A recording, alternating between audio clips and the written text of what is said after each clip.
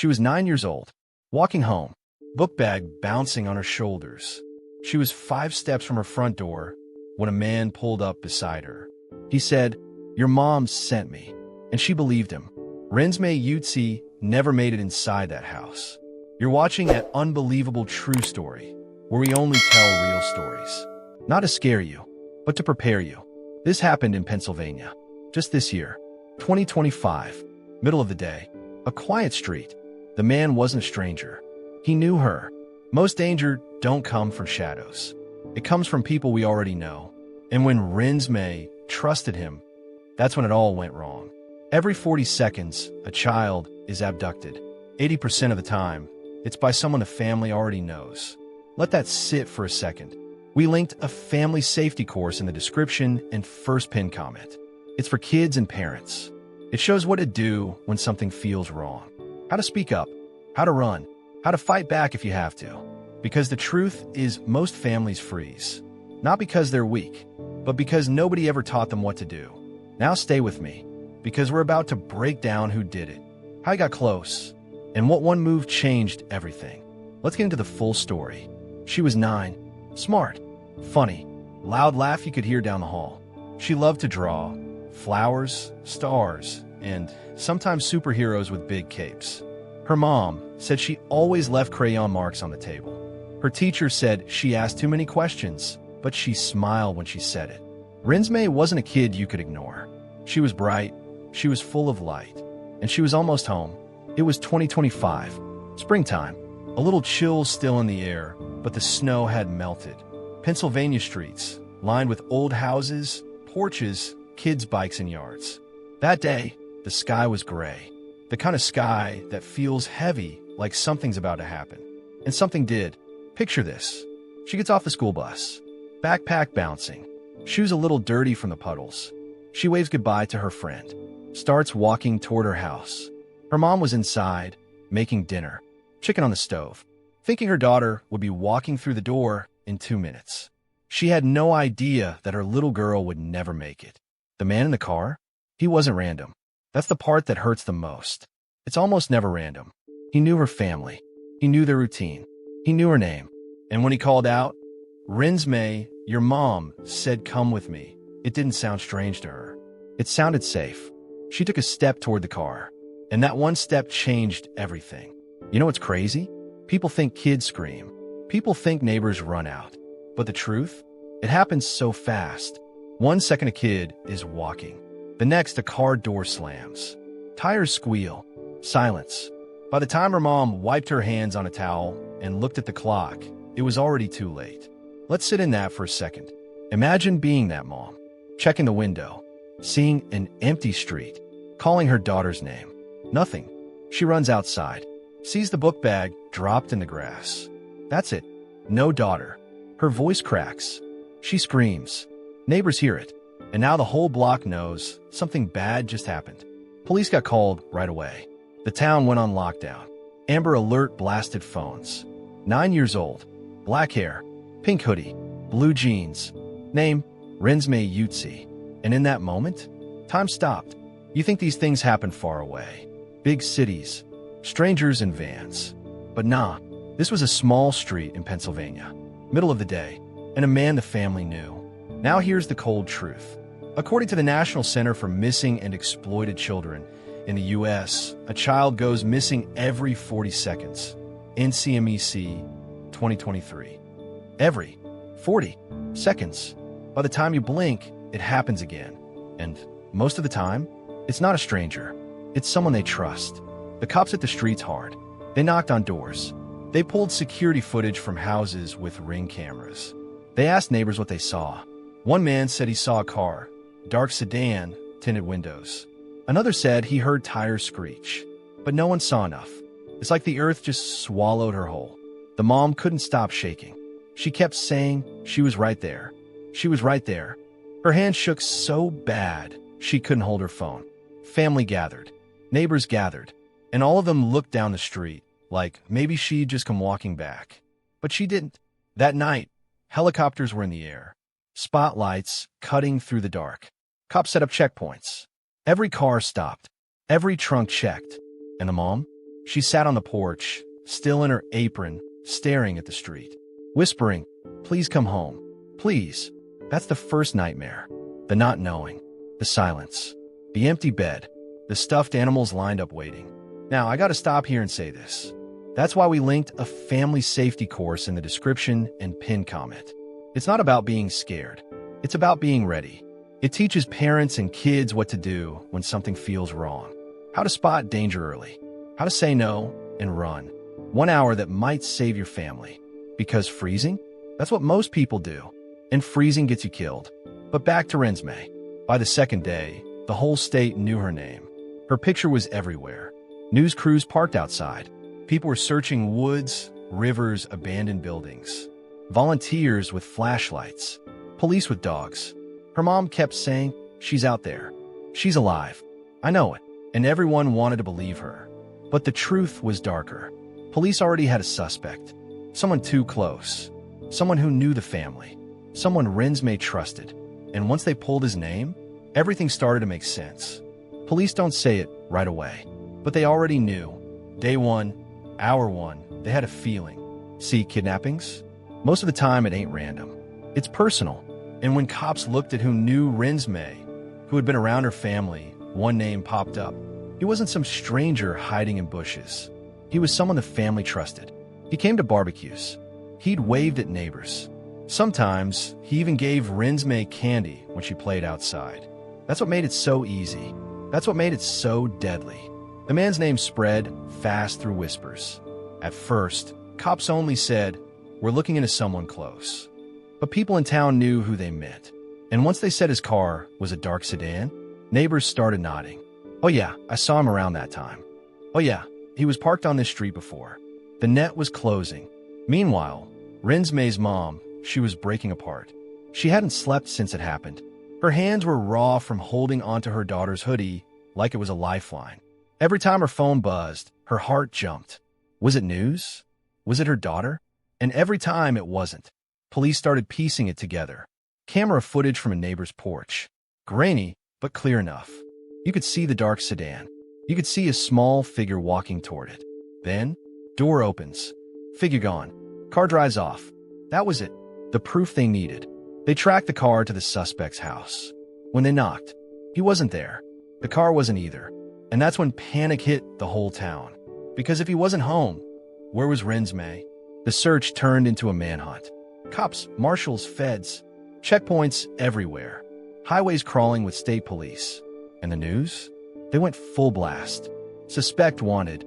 Amber Alert still active. Community on edge. People locked their doors. Parents held their kids tight. The whole town was a raw nerve. And through it all, Renesmay's face was everywhere. On posters, on the news, on phones buzzing with alerts. 9 years old, pink hoodie, missing. Now let me stop here. You know what messes me up? We live in a world where a child can vanish in seconds. And the whole machine, cops, cameras, alerts, news, spins into motion. But none of it can undo that first moment. That first lie. Your mom sent me. That's the wound you can't close. Back to the case. By day 3, they found the car. Abandoned. Parked near some woods, miles from town. Inside, trash. A fast food bag. And in the back seat, a strand of hair. They bagged it. They tested it. It was hers. That told them 2 things. 1, they had the right man. 2, she had been in that car. But was she still alive? Nobody knew. The woods got swarmed. Hundreds of officers. Dogs barking. Volunteers lined up shoulder to shoulder. Walking the brush. Calling her name. Some people said they heard something. A faint cry. Maybe. Others said it was just the wind. The air was heavy. Every snapped twig sounded like a scream. Her mom begged them not to stop. She stood at the police tape, crying, shouting, "Keep looking. She's out there. Don't stop." But night came, and when night comes in the woods, the search slows down. The fear grows. Cops started digging into the suspect's past, and it wasn't clean. He had a record, old charges, nothing that stuck, but always enough to make people wonder. Neighbors said he was friendly, but some said his smile was too friendly. You know the type, the one you don't want to leave your kids with. And now the whole town was saying, yeah, I knew something was off, but it was too late. Here's where it got worse. The FBI came in. Special team. Behavior experts. They looked at the suspect's past, his movements, his psychology. And they said the words nobody wanted to hear. If she's not found in the first 48 hours, the chances drop fast. That hit like a punch to the gut. But the mom? She refused to believe it. She kept Renesmay's room ready. Bed made. Lamp on. Favorite stuffed bunny sitting on the pillow. She told the news cameras, she's coming home. I know my baby. She's strong. And you felt her pain through the screen. Raw. Unshakable. Now listen. This is where the investigation turned. One tip. One call. From someone who saw something strange. They said the suspect had been seen walking near an old storage unit. Middle of the night. Car parked outside. Then gone by morning. Police rushed there. And what they found inside changed everything. The storage unit sat on the edge of town. Rows of metal doors. Cold cement. Silent. Police cut the lock. Lifted the door. Flashlights swept inside. At first, it looked empty. Old boxes. Dust. Cobwebs in corners. But then, a smell. Faint. Sharp. Wrong. Every cop in that room knew what that smell meant. They moved boxes. Shined their lights deeper. And there it was. A blanket. Small. Pink. With cartoon stars printed on it. The mom confirmed it later. That was Renesmay's. But here's the thing. No child was there. No body. Just her things. It was like the suspect wanted to taunt them. Like he was saying, you're close, but not close enough. They bagged the blanket. They tested for DNA. It was hers. So they knew she had been there. But where was she now? The search went from frantic to desperate. Every unit in that place was checked. Dogs sniffed every corner. Neighbors questioned again and again. And still nothing. Meanwhile, the suspect was still out there. Running. Moving like a shadow through the state. People were scared to send their kids to school. Stores closed early. Folks looked out windows at night, wondering if he was hiding in the dark. The whole town felt poisoned. But the FBI? They don't play. They dug into his bank accounts, his phone records, his internet searches. And one thing stood out. He had Googled something that chilled everyone. How long does it take to hide a body in the woods? That was it. That was the nail. Now the hunt turned lethal. This wasn't just a missing child. This was a predator. And cops knew. They had to catch him before he struck again. Let me pause here. Do you see the pattern? It's not always a stranger in a white van. Sometimes it's the man you waved at yesterday. The one who smiled too wide. And it makes you wonder, how many of those smiles are hiding something? Back to the case. Day 5. Police got another call. A farmer. He said he saw a car, dark sedan, parked near his property line late at night. Said he heard movement in the trees. So cops went. And what they found, it broke the case wide open. The woods were thick, branches snapping under boots, dogs pulling hard on leashes. And then they barked. Loud, urgent. Officers ran to the spot. Flashlights hit the ground. Fresh dirt, a shallow grave. Shovels hit the soil. Hearts pounded. And then cloth. Pink. Small. It was her. 9 years old. Buried in the cold earth. The search ended right there. And the whole town fell silent. The mom screamed when they told her. She collapsed. She begged God to bring her baby back. But there was no bringing back. Now, here's the part people don't talk about. The rage. The community rage. People wanted the suspect's head. They said, if cops don't catch him, we will. They stood outside the police station, shouting, holding candles and signs. Her name echoed in the night. Renesmay. Renesmay. And the suspect? He was finally cornered.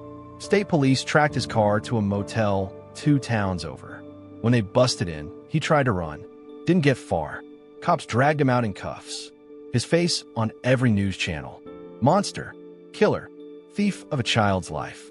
The trial hadn't even started, but the court of public opinion? It was done. Everybody knew what he did. Everybody saw the evidence. The blanket. The grave. The searches. It was over. Now, I want to tell you something hard. In the U.S., a child goes missing every 40 seconds. NCMEC 2023. Most are found safe. But some, like Renesmay, don't make it home. And it's not because parents don't care. It's because nobody expects evil to live so close. That's why we linked a family safety course in the description and pinned comment.